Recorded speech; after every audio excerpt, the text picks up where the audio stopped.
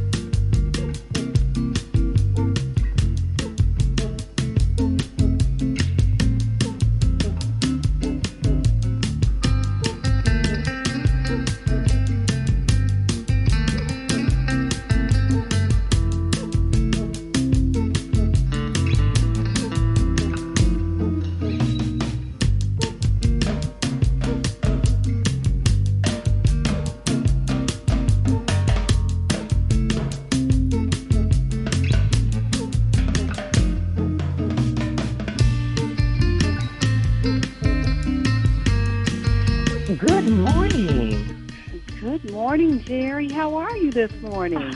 I am doing wonderful. I wondered, did we speak too soon? Do we need to do our disclaimer, or are we okay?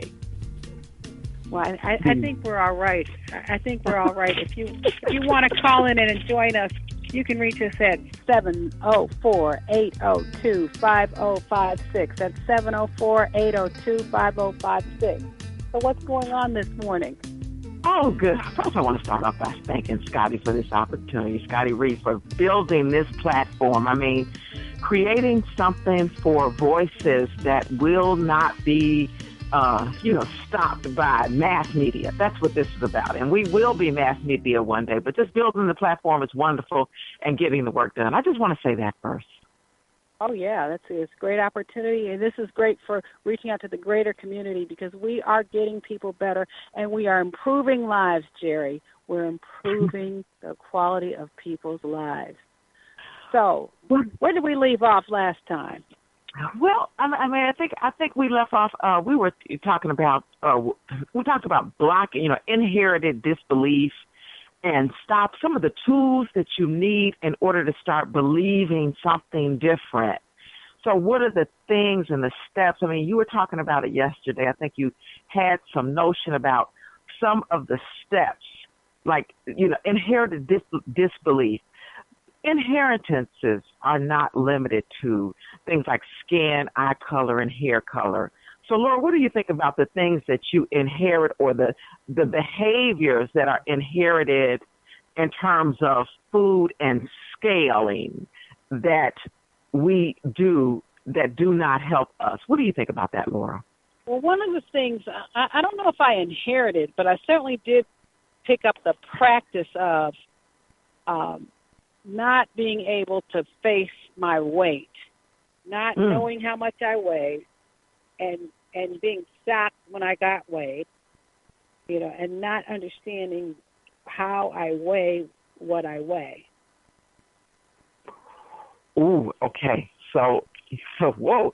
So I think what you're describing is sort of what I do in terms of acting as if the scale isn't an invention from the Mars or the moon, and acting like it's an alien object that I avoid by any means necessary?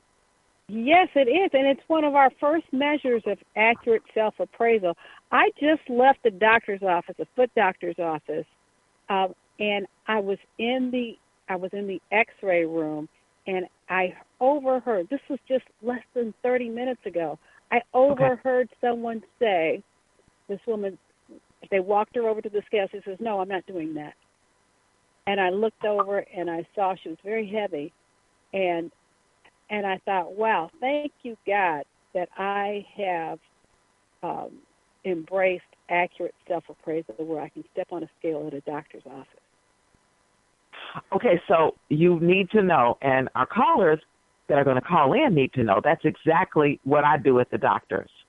It's called, so this is, again, and that's not an inherited disbelief, but we have picked up a bad habit of now avoiding the scale at all costs. So she's at the doctor's office, and she's now learned that, she can simply tell the doctor that she's refusing to weigh herself, which means now let's what kind of craziness? I mean, for lack of a better term, what kind of craziness is that, Laura? Talk about that. Well, okay. I'd like for other people to call in 704-802-5056. 704-802-5056. If you have a problem, if this is your problem, when you go to the doctor, you bypass and tell them you're not going to get on the scale. Now, you're asking me what kind of problem this is? Yes. Okay. Yes. Well, it's some kind of problem, some kind of habit. And I know I certainly had that habit myself. And I spent years doing that, Jerry, where I would go to a doctor and say, no, I'm not doing that. And so that's why it hit my radar, is because that scale avoidance, that whole denial and avoidance of facing what I weigh. You can call in at 704-802-5056. The question is, how much do you weigh? And if you cannot say how much do you weigh, let's talk about being able to step on the scale and what that means. What does it mean when you can step on the scale, and what does it mean when you cannot step on the scale?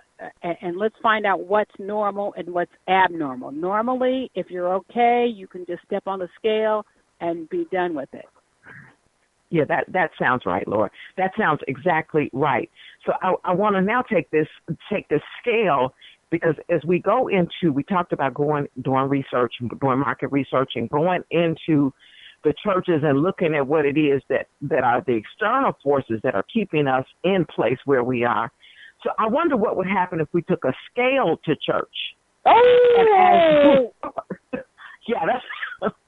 What would happen if you had to actually get on a scale before you could go in church? What would that? I'm just saying. Is there some kind of reason why we can't do that? Is there some kind of reason why? Jerry, you gonna bring the scale to church? I'm gonna bring the scale. We're there.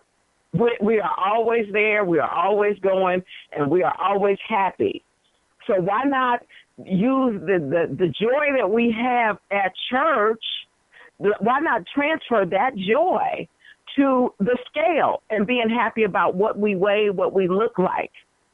Oh, now you're bringing up some points. You are bringing up some sore spots. First of all, in order to get to the level of being able to go to the doctor like I just did, every time I go to the doctor these days, they step on the scale. It's no big deal.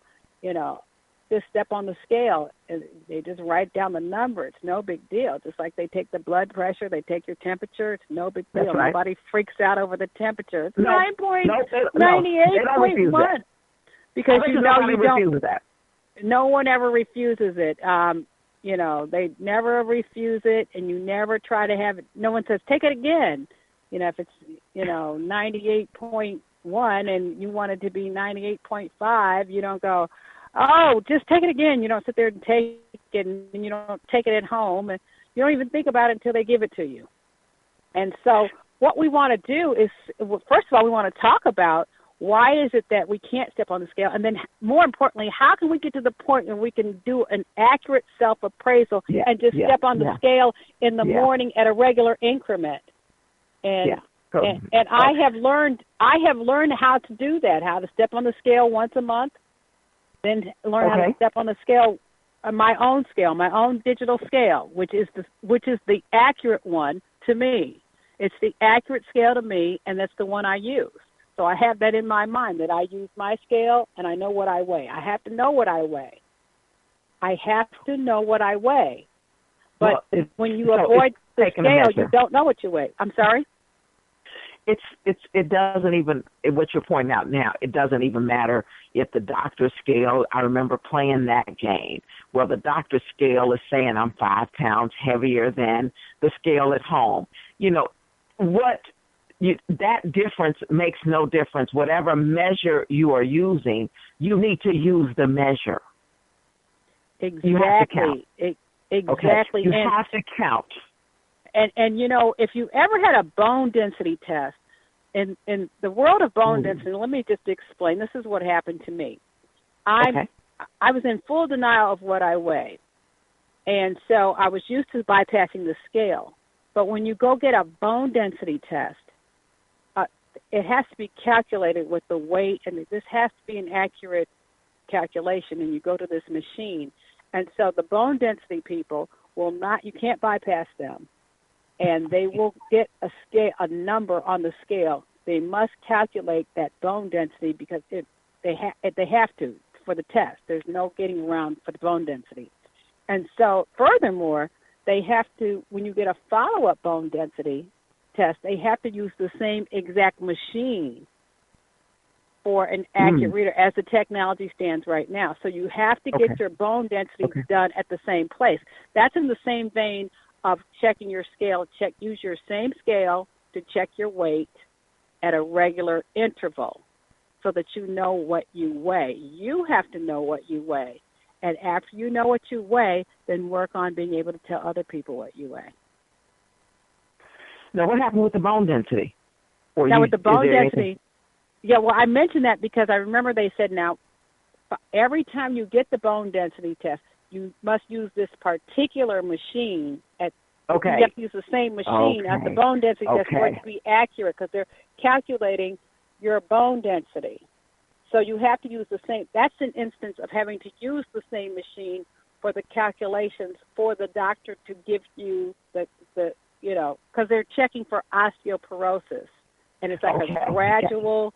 It's a gradual disease, and they need to know accurately from that exact scale, that bone density. That particular machine can keep track of your bone density. You pick one machine lifetime as the technology stands now to keep getting. Now that's with bone density. Everything else, all the scales will be sufficient. But I'm saying to say the bone density machine, they want you to use the same one every 3 years when you get your bone density check, so that they can see, they're checking. That's the technology that they have now. That's where we are right now until something else is invented. And that's why I mentioned the bone density, because that is a particular test that has to be done the same exact machine each time, whereas your weight can be done on different machines, different scales all of the time. Yeah, and so Laura, I know. I think had you finished your thought? Yes, I did. I did finish my thought. Let's hear from someone else. 704-802-5056. Do you have trouble stepping on the scale? Yeah, well, Laura, yes you or know no? that I do. And so one of the things, what we want to encourage people to do is what it is that, and Lord, I understand because I'm struggling. But this is the good news out. And I was explaining to you earlier this morning, I said, listen, so when you take the challenge, this is the cool thing. So, you can take it in 90-day increments. Think of yourself as training. I remember Mike Tyson said that, he always thought of the fight. And the reason, he thought of the fight as the end of training, right? And so that's why he would knock the hell out of people when it was time, when the training was over, because he was like he had finished something, So right now I am on day 97 because I started this with our listeners will get in and they can tell us what day they're on, and then they can tell us, as you say, if they're bold, when they're bold, they will tell us what they weigh on that day. So right now I'm in day 97. And I'm in day 87 because this is 90 days. I'm going to do a 90-day challenge. And the thing about doing the 90-day challenge is that it automatically goes down every day. So Jerry, tell me this. You're telling me that you cannot step on the scale, your own scale, and look at your own weight for yourself? Cannot. No. And I certainly have been there. And I have been there. I know that and just to be able to talk about it, let me tell you what I can't do. You'll like to hear this. Okay. But I actually did it the other day, but it was hard. I can't go into the bank and see what my bank balance is. I actually did it. That's why I know I have $70. But I actually did it. That is hard for me. Why are you laughing? That's hard. Well, because I don't want to face the fact that that's all I have. Is that the same issue? I don't want to face the fact that it's $70. It should be $7 million. That's what I'm thinking. It should be. I mean, why is it $70? Wow. You know, it's come down to $70. I'm 56 years old. Here I am walking to the bank. Oh my gosh. And it's $70. It's like that doesn't even come out to a dollar for every year on the earth. And look, that is just outrageous when I do that. Or $2. That's outrageous to not want to know. They're like, "Do you want your balance?" I'm like, "Yes, I do want. I have to know the balance." Then I get it, and it's $70. I knew it was $70 because I was taking out. Well, actually, it was $90 because I took out $20. But you know, it's like, do they give me the balance before the deposit or the balance after? I mean, is that what you do with the? Does anyone else do that for me? Am I the only crazy one? Am I the only crazy person that panics at the bank to get the bank balance? No, it's an avoidance of measuring tools. It's like not wanting to be measured anywhere. So like you said, it's sort of the same issue, but it's the external measure. So you're avoiding the external measure as I see it, and I'm avoiding the internal. Yet no, I mean, I can remember, wait a minute, there were years where I refused bank balances, which is why, if you notice, they know that people are like that. Listen, the bank is so clever that the machine asks you, what is the first question? One of my first questions at one of my banks is, do you want a balance? Because obviously people were avoiding their actual number. Do you realize that was not an option 10 years ago? The balance was printed on every receipt you got. Have you noticed how now that balance is not being printed anymore? You're making me laugh. Because wait a minute, you're telling me that I am not the only person in the world afraid to get my bank balance? Okay, they have implemented it was such, again, back to the market researchers, as you said, they know these things. The people who have way too much control, that's what I like about Bernie Sanders. The people in this country who have way too much control know what we are thinking, and they know our weaknesses. They know about the scale. They know about the bank balance. That's why most banks no longer put your balance on there. As a matter of fact, they say, "Do you want your bank balance?" So I mean, you're just saying, like you said, they asked you, "Do you want it?" Why didn't they just give it to you, Laura? Because guess what? They're not going to give you more money than you got in there. Anyway, because they don't want you to feel bad. They don't want you to feel bad. And associate your bad feelings with their bank. And they closed my checking account. It was over $300-some that they paid on checks. And so, Jerry, I forgot we're on the air. I'm just talking to you. Yeah, well, and this is wonderful.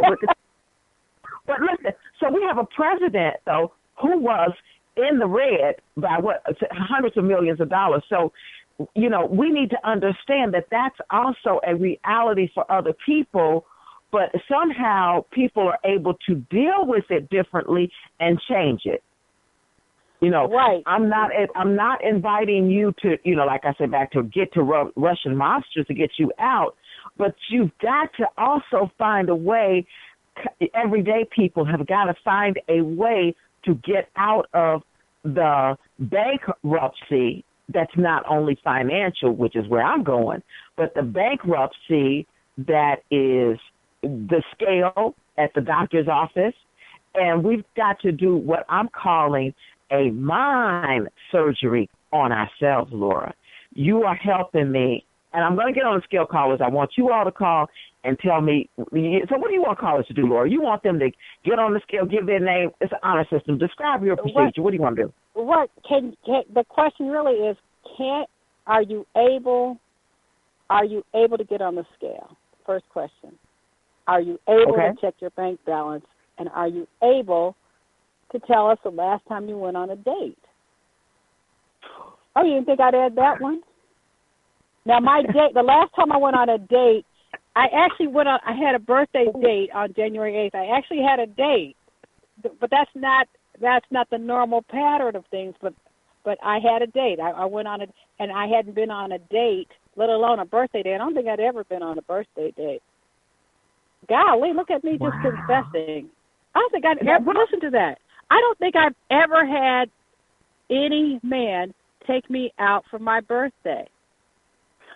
Well, I think that what you're just, so what you're doing though is, again, that this is an actual mind surgery. It feels like you're letting out, but what you're doing is the opposite of the judgment. The book that I'm going to have coming out, it's going to say, I am the judge, because what you're describing, Laura, is what's actually happening in your life when we are so accustomed to thousands, and, not that we're talking to thousands of people, but, so many women chime in with judgment about relationships. And let me explain what I mean when I say judgment versus evaluation. Okay, let me explain. Be the judge, because I already have the illustration in my mind. They have on the robe and they're hitting the gavel. Boom, I'm judging this man. Boom. They haven't been on any dates. They're not. They don't have any money, and they don't. They don't have any of that. But they are the judge. I mean, they're telling you. They're hearing one of your stories. I remember a woman just told me when my ex-husband was. He came in the door and she said, "Are you all still together?" I said, "No." And she was like, "Boom, you're lying." And now I realize why she said that. Because she lies all the time. Because she lies about everything, and so she naturally thought that I was lying, and she thought that because he still comes to my house almost every day, that we must be in a relationship. So that's how much women are lying about everything. So to the outside, I see 0 out of 3 for her. And so she thinks that because of, so let me go back to judgment and evaluation.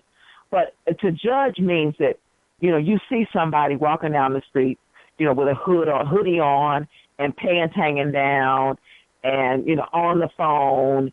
And, you assume that person, you judge that person and say, that's a broke, know nothing, do nothing person. Okay? Mm-hmm. But to evaluate that situation, you are going to need more information. You want to know how he treats. To evaluate. You may want to ask some questions and find out, how he treats the women in his life, what it is he does for it, whether or not he has children.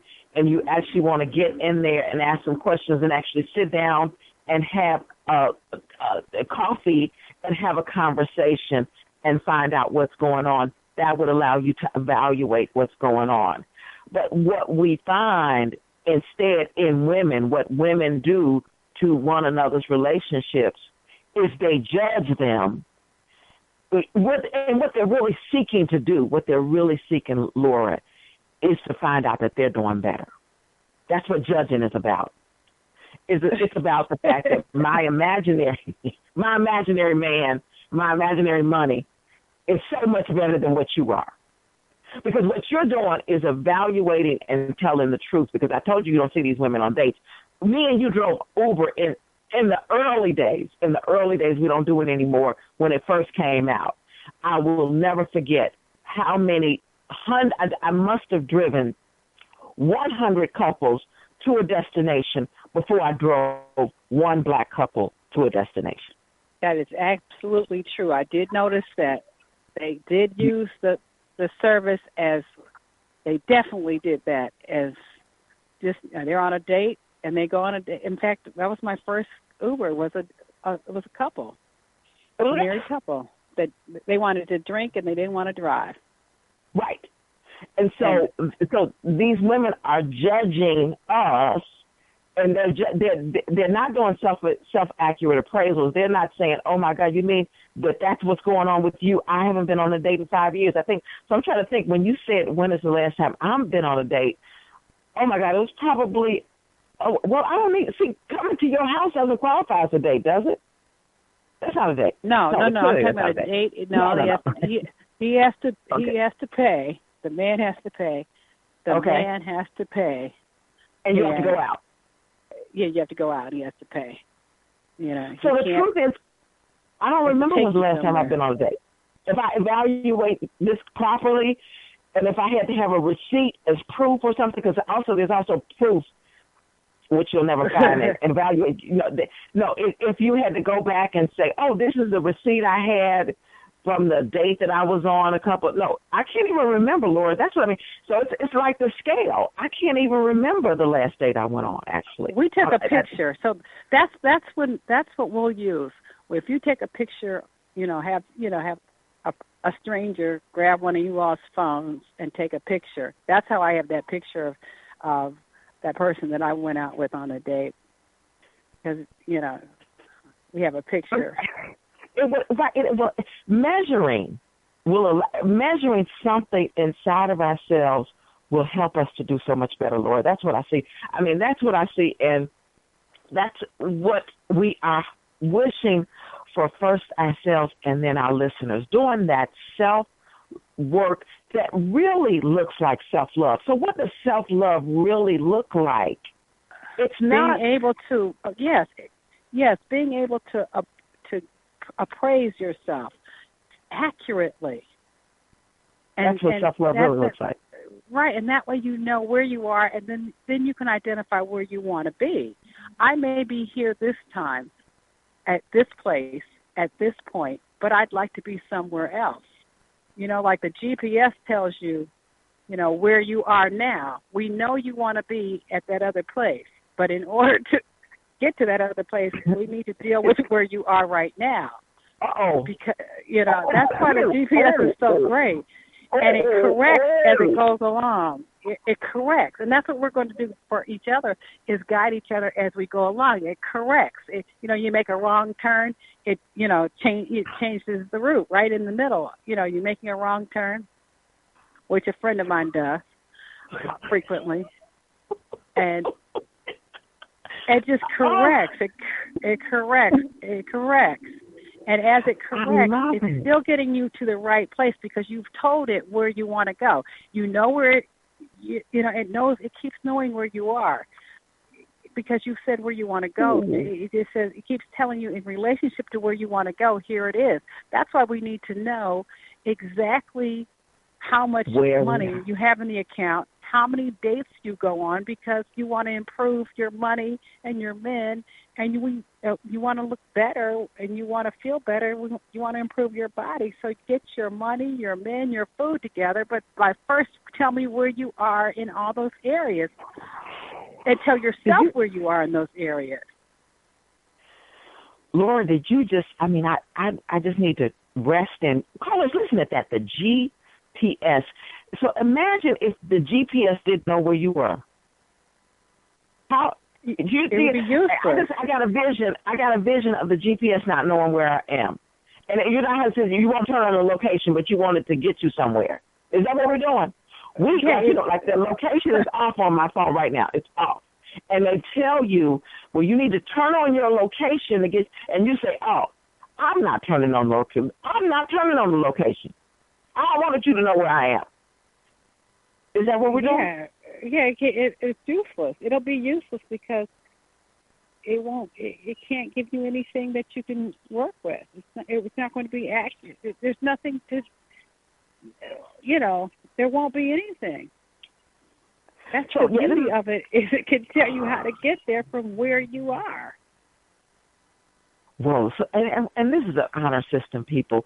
We want you all to call in and just, right now, we're not coming to your house.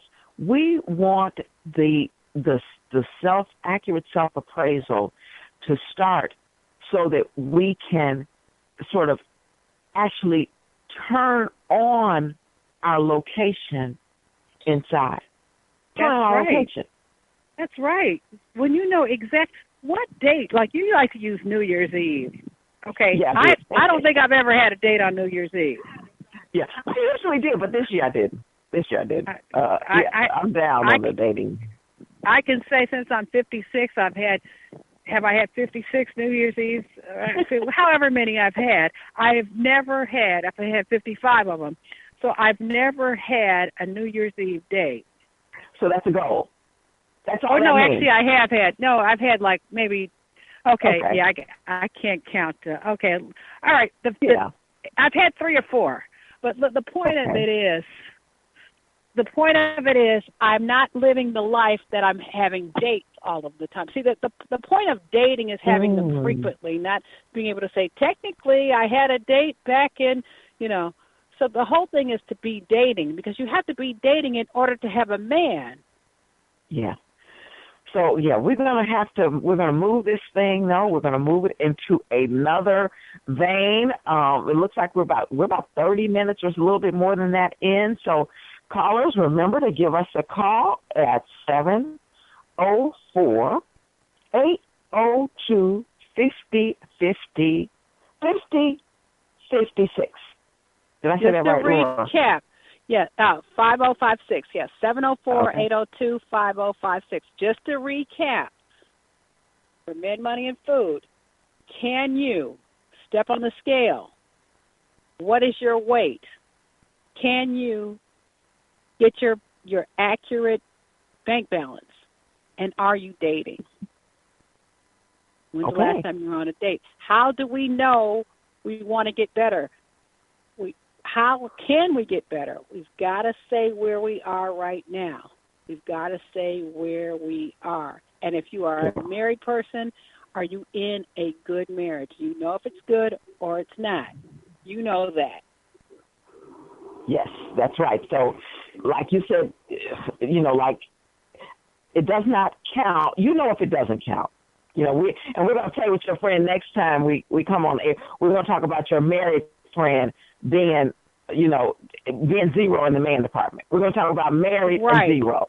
Okay. Right, because our goals are simple. You're on the board if you have one together.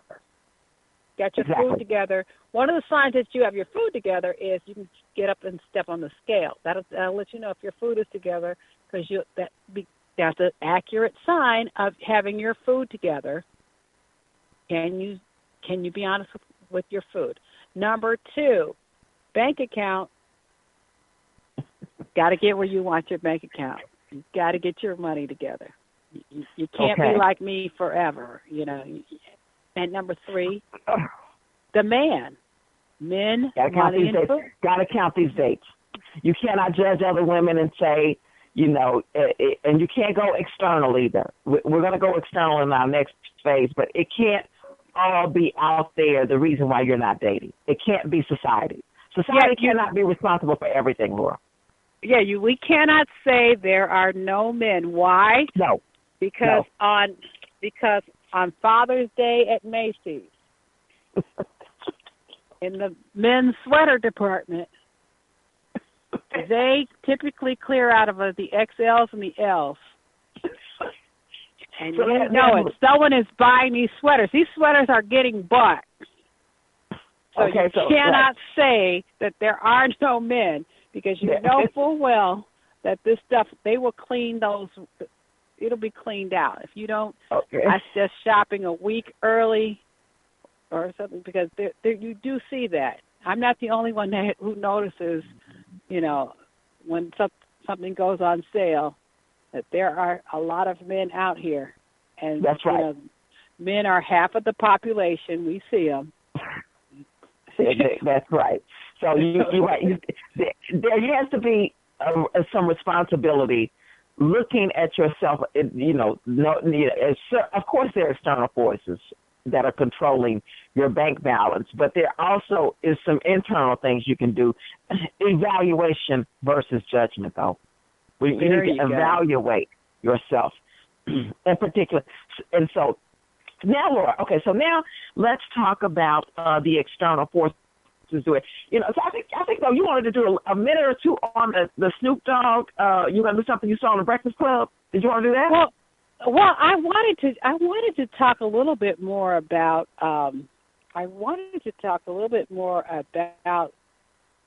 the controversy. The controversy of bringing up trying to besmirch the character of Kobe Bryant, the great basketball player, and I personally like the fact that people were taking up for him and responding to those who tried to bring his name up as some sort of, as part of some sort of scandal when he was not. And so I really appreciated the Snoop Dogg that when he did that, speaking up. Oh my God, I so agreed. They said always decide whose side you're on. That's one of the things I do on Facebook. I like, you on Kobe's side, or you're Lisa Lopes, or you're on Gail's side. I'm definitely on Lisa Lopes and Kobe's side. And I happen, by the way, to have met Kobe a couple of times. Oh. And yes, I did. And personally, I did not like him, but I am definitely on his side, and I know that he was a great basketball player, and definitely you don't get to describe a crime that you don't get to describe some crime that is out there that there is no conviction for 17 years ago.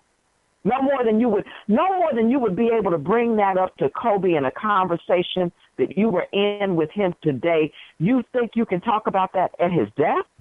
Are you serious? Yeah, that was quite crazy because first of all, there was never a crime, and there was never a crime. They determined that it was that this young woman just got she sort of got kind of starstruck. She had gone in the room with him. And if I recall, and I recall this vividly because they did the DNA testing, and there were three samples there were three different DNA samples. Five semen samples. Five. Okay. Well, so we don't know what she was doing, but she, she got her a few seconds of fame, and then, it was just something some young people got caught up in, but it was clearly the only reason why they mentioned Kobe in it is because he was famous, and and that was the whole big thing. But there were certainly other people involved, based upon the actual science showed other people involved. But so we'd never know what happened, what kind of things they were into. We could only take his word for it, which was fine. I mean, he's a grown man playing around as a young grown man, and a young grown famous man with thousands of women coming after him. See, you got to, so being involved in the NBA and just seeing the onslaught of women trying to attach themselves to those men on a daily basis, it is not unusual for there to be a line when I would go to restaurants with NBA players of women waiting outside. I mean, I remember I was having dinner one time with, Penny Hardaway, old player. Anyway, he's an attractive young man, and he was eating with about 6 women. His mother was there. I was there. Anyway, when we left the restaurant, there was a line of girls outside, literally, and we had to shoo them away. So that it's almost, there's so much opportunity for anybody to say anything. So then that drives us to substantiation. As you say, the story not only was not substantiated, it was proven scientifically to be wrong. So Gail actually talking to Lisa Lopes and then giving both the question and the answer. How about that interview style? So that was uncalled for, and I think she was just trying to be a provocateur, trying to just dredge something up on someone just to be different, just to be different when everyone else was giving him accolades and saying how many lives he had touched and how great he was. It seemed odd that she wanted to bring up, some less than stellar moment, I think she had other motives. I think that she was driving to a point and I do think she had a location and a destination, and I believe that she was, she really thought that she was going to be able to drive there based on, who her audience, feeding her office. What she's doing is feeding her office, her audience of soccer moms, and using Lisa Loach to do it. That's what I thought was also using, her, another black woman who actually admired Kobe, who knew Kobe and knew that he didn't have that kind of behavior. And all the negative things I heard about Kobe, none of it ever had to do with a woman and his treatment with women. It was always about his selfishness on the court. And, let me tell you some people. I know some people that really did not like Kobe, and they never reported any kind of sexual deviancy in his character, Laura. Of course not. And it never came up ever again. Throughout his life, it never came up. And so for her to bring up this outlier was unfair. And just like if she herself were to be eulogized, I'm sure her family would not appreciate some less than stellar moment that she had, and bring that to the fore while everyone was. couldn't find somebody to say something about us bad at some point. Who amongst us couldn't find somebody to do that? And she wants to bring that to the national stage? Yeah. Somebody. That's why I liked someone. I liked when Snoop Dogg challenged it. I was like, hey, wait a minute. Yes. Yeah. Why would you use this forum? You hadn't said anything all these years long. I could see if you were, if that was your issue and you took issue while he was living, but when he's dead, now that's the issue? Come on. Oh, really now? Yay for Snoop. I was so proud of him. I was so proud of him for saying, we're coming for you. Like I said, I am not a Kobe fan, and I was coming for her. And I don't have the power of Snoop. Okay? No. The people that didn't like him had reasons, but you're not going to create something and that's not even true. Brian Gumbel did a very good piece on the fact that he was not the favorite player in the NBA. But Brian Gumbel definitely didn't bring up any sexual charges. He was like, hey, he was thought to be, his relationship with his parents was estranged. We were always so in love with Kobe. But, hey, he never had any, you know what I'm saying? But he never had any woman stuff out there, okay? Well, it's just like if, God forbid, something happens to Clarence Thomas and Al Sharpton went in and Al Sharpton would say, wait a minute, I protested outside his house. Come on now. He knew where I stood, so I can say whatever I need to say because like I knew what don't you remember? Okay, I got a list. Like you said, baby, I got a list. They won't do it, but I can get you some NBA players, baby. They got a list of stuff that's wrong with Kobe, but baby, don't none of it include woman damage to females. None of it includes any of that. Okay? Yeah, and so for her to bring it up, it just she just and that was an error on her part. I guess she wanted to. Yeah, well, I think Scotty says so. Scotty, our boss here, says that Snoop called her a bitch. So they took that one, like how when you have a whole great paragraph, and I remember writing a letter like that one time. I wrote this great letter. It was off the chain success and progress. It was a wonderful letter. But at the end of the letter, I did use that word to describe that woman, that dog thing. And my sister said, you lost us when you cursed at the end of the letter. I was like, oh, well. Well. They remembered it. Well, they remembered it because you did curse at the end of the letter. That's what people remember. I bet my sister remembers that. I wrote that letter, and I think it was, the same year that the planes hit. That was 2001. I bet you my sister remembers that. That letter was, I cussed at the end of it. I was like, fire-setting woman. Yeah, and like you said, so Snoop called her a bitch, and so that's what they can hang on to cut Snoop down with. But I'm on Snoop's side, Laura. But, as far as rappers go, that's kind of mild just to use one word one time. Usually they say everything.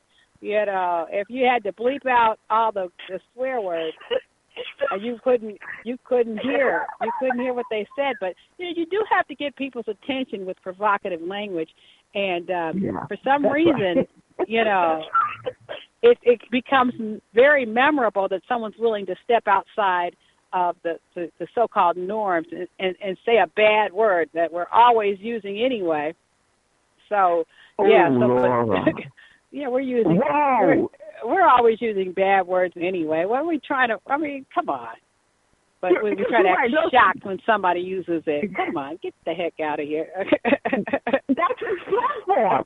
Is that not his platform that he's used? You actually now going to tear down the man for the platform that built him, the blocks, bitch, was the building block that he used to build his platform? Yeah, and he even has a way to say it, that's unique to the record to hear it recorded. He extends it out. Biatch.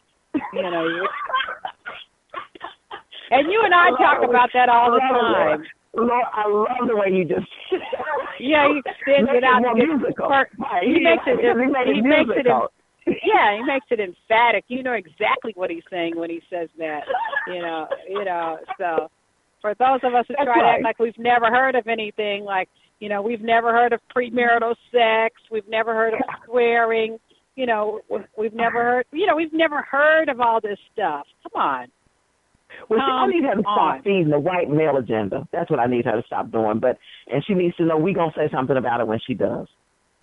White supremacy cannot be served, but I know she has to serve it, Lord. I'm sorry. I know that's her master. I'm sorry. But Boyce Watkins is right when he says that when white people are paying black people, they don't listen to black people.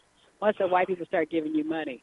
And, even though we may not agree with everything Boyce Watkins says, but that seems to be true. That What did you say it again, Laura? Say it again. I don't think our listeners heard it. Okay, Boyce Watkins contends that once white people start paying you money, you don't feel like you need to listen to black people. Whoa. And he said that about Lizzo. He said that about he says that about black people who are getting money from white people. He said they don't listen to us anymore. And it was a profound statement. It's a profound statement. It is. If you have something to say about it, please call us at 704-802-5056. 704-802-5056. Give us a piece of your mind. Men, money, food, and anything else you want to talk about. All right, Jerry. The Clarity Hotline. I think we have a few more minutes, though. Are you good for that last 10 minutes? I am. Okay, so what we're going to talk about for our last 10 minutes is for the last. Yeah, we're at the last 10. White jobs, black communities. White jobs. So this is what I propose this. This is something, again, things that will never be covered by mass media because they are true. This is a list of things that are true but will never be covered by mass media.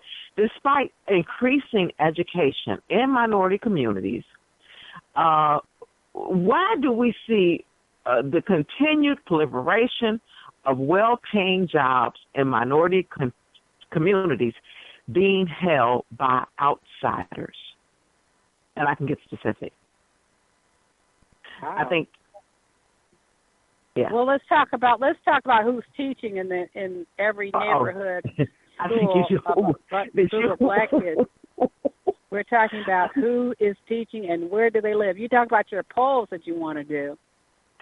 Laura, you could run the license plates of all the teachers, and I guarantee you'll find they live in suburbs far away from where their students live. So those good paying, well pensioned jobs are not being taken by the educated people in those communities? Oh, you know that they are not. I'm going to tell our callers how they can actually go out and find out that what we're saying is true. I even got a school. So to prove Laura's point, we have a a community here in Chicago. It's called Inglewood. I mean, it is nationally known. They make sure that on the news every night they bring forward all of the murders, and they may even call it the murder capital of Chicago. And they have a school over there called Lindblom, Linbloom, Lindblom. And the school is in the middle of Inglewood. And so you would think that, outsiders would not want to come to this community that is the murder capital of Chicago, so it seems, or, one of the murder capitals of the world, right? But if you go out on the website of Lindblom School, you will find that 80 to 90% of the jobs do not look like the population in the school. Do not, so that means, so I don't know what that means, but they do not have a commonality with the kids, a cultural experience with the kids. They cannot bring any of the cultural wellness or measure that is needed for the murder capital of the world. So why is it that, also, why would you, if you are from somewhere else, want to go and teach in the murder capital of Chicago? Why would you want to do that? Because you sure won't live there. You sure will not live anywhere near. You will most certainly live as far away as humanly possible. Now we can look at the fire department as well. Oh. The closest firehouse in that community will look the same as well. It will look like a black poll. So I bet you if I do a black poll, and if I talk to 500 people close to the firehouse over the next 2 weeks, I wonder how many of them would have known anyone who has worked in that firehouse in the last 3 decades. Right. That's exactly right. And those are the people who work there and get, as you said earlier, they get a sizable pension. They get paid well. There. They get paid well. And yet they're not in the community. They're not of the community. The community doesn't insist. No one insists that they be from the community. The community itself doesn't insist. Isn't that unbelievable? The community itself does not. In fact, the community approves of outside people coming in. They approve of them. They approve for outside people to have businesses there. And how do you know it's racism? I say it never works in reverse. You will not find a single school in a suburb of Chicago with a predominantly black teachers. That would be ridiculous. They could all have PhDs in whatever subject, and they would not field a school with a racial makeup that was quote unquote out of balance. The most they'll do is a few tokens. Barrington. I'm going to Barrington, Chicago. There is no way that you would find any school in Barrington being predominantly taught by African Americans. That could not exist.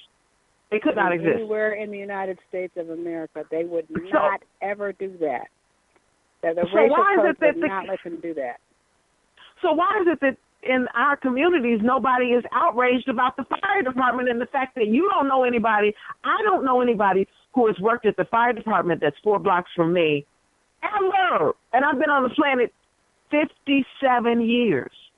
And you would have to trust all the EMS workers that would come if, God forbid, something happens. And we would have to trust. And the street crews. Look at the street crews. Look at the street crews that come to the neighborhood. Now, I'm not talking about community service people picking up trash. I'm talking about the paid workers that will work and patch up, the holes in the streets. So they are definitely not from the community. And they're increasingly from other countries, talking about globalism. Now, I see globalism. I see the all of the patchwork that's being done in my neighborhood. I'm taking pictures of, put them out online. None of them are from the community I live in. None of them are from Bronzeville. Are you serious? And yet, if I were to go to the local food bank, that would reflect the people who are in the community, because they will have their carts, because they don't have, people don't have cars. They'll have their carts for their groceries that they're going to get. They'll have their carts. So you know that those are local people. Those are local people that will take a cart and go to the food bank and sit and wait and ask the question, are the food bank workers people in the community? They're at the food bank. Are these food bank workers people? Are they your neighbors? Are your neighbors employed? Right. Are your neighbors employed here? And where do they? Where are your neighbors working? Let's do an evaluation. Let's not do a judgment, because that's America. Let's do an evaluation of where your neighbors are working. They're not working at the fire department. They're not working cleaning. If they're not cleaning, doing patchwork in the street, and your neighbors are not starting businesses, where are your neighbors working? Do they work at the library in your community? Does the library employ the local members of the community? I'm asking. Well, Gary has actually closed the library. And, so in some of these communities of color, the library is being closed, and they're blaming the internet, or they're claiming and blaming that the internet can take the place of libraries. That's a whole nother. We're not even going there. Let's not even go there. But that's ridiculous. We're going to do a whole show on that. Because I've done that. Yeah. I'm sorry. Yeah. Because I've done some speeches like that at schools and explained to them why, like I said, that's a whole show dedication. And our young millennials will enjoy that when they call us, and when we're live at 704-802-5056. And we have just a few more minutes before we wrap this thing up. But, yeah, Laura, I think, Laura, you really got on beautifully. I just want to hear some more of your thoughts on these white jobs in black communities. The white jobs, oh, my goodness. The police force in Chicago, the African-American police force is disappearing. Every time you call the police now, they're obviously not from the community. When do we get to that? When do we get to that level that we have to have people outside of the community policing the community? Why does the policing have to come from outside the community? The policing should be from inside the community. Because with the increased education and their degrees, we are on Facebook clicking and celebrating all of these graduations and all of the degrees and all of the programs. And, Bloomberg is talking about all of these programs. They have so many programs that are here to serve the African-American community. But what is the outcome? I'm asking for the product. I'm asking for the result. I'm not 2 + 2 = 4, but what's the 2? Where are the 2s? Where's the 4? I got the 2s. Where is the 4? You have multiple programs, but yet there's no new fire people from the community. Where's the program to start to get our firefighters from the community? Where's that program? Right. Can we start that one? Exactly. What about our EMS workers, our first responders? Can we get them from the community? Who can we get from the community? What about our home health aides? Yeah, they might be community people, because that is a very low paid job. That's another, that's fruit from another store. That's what we see. So, Laura, I believe that we are just about out of time. Do you have any final thoughts? My final thoughts are: let's improve our lives. Let's improve our own lives, and then let's improve the community. This is about improving our quality of life. Oh, Jerry, I'm so excited about the people that we are touching. 704-802-5056. Please call.